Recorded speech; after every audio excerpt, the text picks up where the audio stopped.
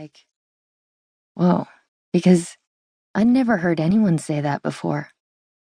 So I had to think about it for a second.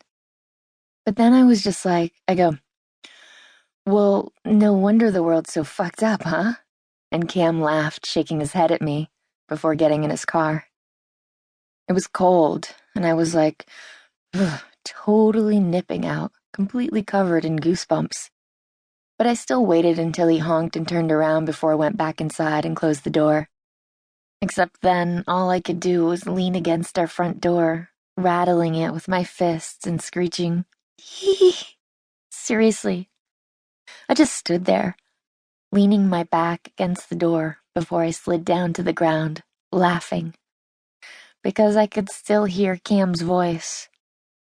I could still hear him and feel him next to me from when we were in my room, before he left. We were in bed and he was there, but he wasn't there. I don't know where he was. Cam was so spaced out all afternoon, and I could even feel it in his body, you know? So finally I had looked up and I said, "Where are you?"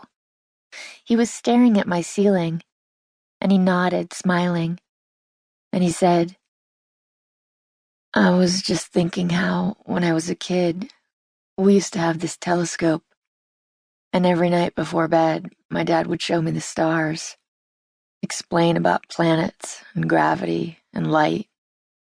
Those were my bedtime stories," he said. "And I'll never forget the time Dad told me that given the incredible distance light must travel, any star I saw shining in the sky might actually be dead. So right away I said, 'But then, how do you know we're alive, Dad? Doesn't it work both ways? What if there are stars looking at us, thinking the same thing right now?' I didn't understand why, but my dad was so proud of me. He told my mom what I said at dinner. That night, he got this idea, because I always hated going to bed. I used to kick and scream every night at bedtime.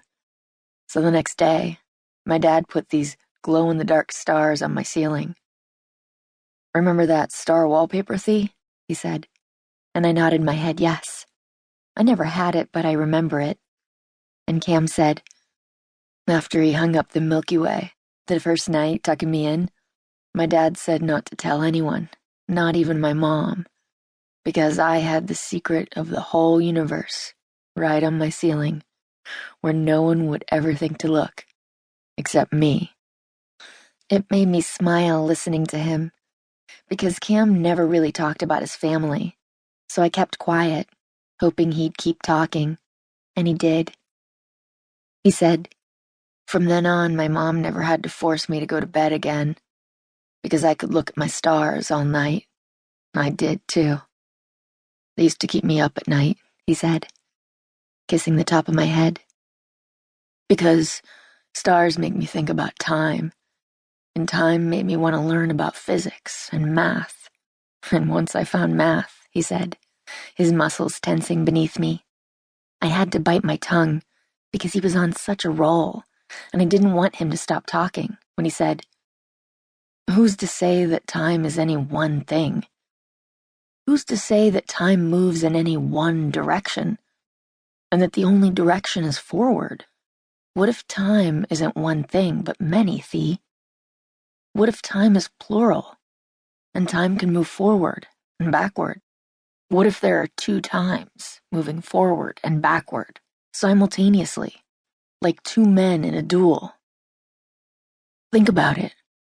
What if time can play tricks on itself, sneak up on itself?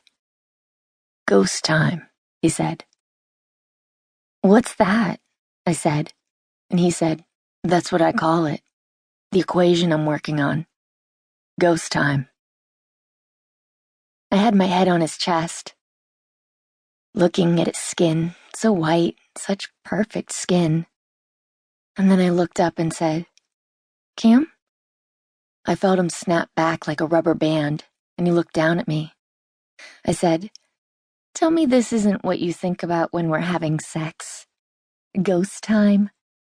He started laughing, making my head